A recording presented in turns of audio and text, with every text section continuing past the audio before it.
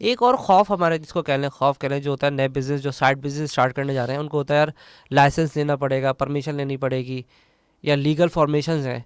تو یہ خوف کو کیسے آپ پہلے وہ اس کو کور کریں یا اس کو فلفل کریں؟ دیکھیں یہ خوف یا کوئی بھی خوف, ٹھیک ہے نا, کسی بھی خوف میں سب سے بڑی جو وجہ ہوتی ہے نا وہ ہوتی ہے فیئر آف ان نون. ہمیں اندھیرے میں اپنے گھر میں ڈر نہیں لگتا کیونکہ ہمیں پتہ ہوتا کون سی چیز کہاں ہے. لیکن کسی اور جگہ پہ ہمیں اندھیرے میں ڈر لگے گا کیونکہ ہمیں پتہ ہی نہیں ہے کہ کون سی چیز کہاں ہے. اسی طریقے سے یہ جو لائسنسنگ کی آپ نے بات کی یا مارکیٹنگ کی بات کی یا لیٹ سے ڈیبٹ کریڈٹ کارڈ یوز کرنا ہے وہاں پر ویب سائٹ پہ کسی, یہ سب چیزیں اس وقت تک خوف لگ رہا ہوتا ہے جب تک آپ اس پروسیس کو جانتے نہیں ہیں.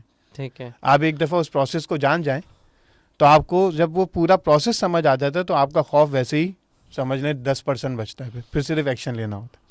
ٹھیک ہے نا, ورنہ بہت سے لوگ ٹیکنالوجی سے کیوں بھاگتے ہیں, ان کو خوف ہوتا ہے پتہ نہیں کھا جائے گی ہمیں.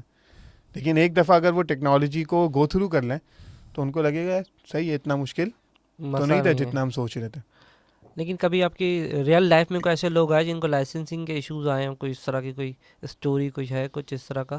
دیکھیں عموماً ہمارا جو فیز ہوتا ہے کام کسی کا وہ یہ ہوتا ہے کہ کوئی جاب کر رہا ہے یا کوئی کام اسٹارٹ کرنا ہے تو ہم انیشیلی اسے کام اسٹارٹ کروا رہے تھے. تو انیشیلی تو میں نے جیسے کہا پاکستان میں ایشوز نہیں آتے, ٹھیک ہے نا. آگے چل کر اگر آتے بھی ہیں تو تب تک بزنس اتنے پیسے جنریٹ کر چکا ہوتا ہے کہ وہ مینیج ہو جاتا ہے, اس کو مینیج جو ہے نا وہ کر لیتا ہے. اور اب ہر چیز کے کنسلٹنٹس موجود ہیں, ٹھیک ہے نا. آپ جائیں لیگل کنسلٹنٹ سے آپ اگر معلوم, اور بہتر یہی ہوتا ہے کہ آپ خود سے ٹرائی کر کے غلطیاں کریں, زیادہ وقت لگے, بہتر ہے کہ آپ کسی ایسے بندے کو جو اس پروسیس سے گزرا ہے آپ اس کو ہائر کر لیں یا آپ اس سے کنسلٹنگ لے لیں, تو آپ کے پاس ایک کلیئرٹی آ جاتی ہے کہ یار یہ اسٹیپس ہیں جو مجھے فالو کرنے ہوں گے.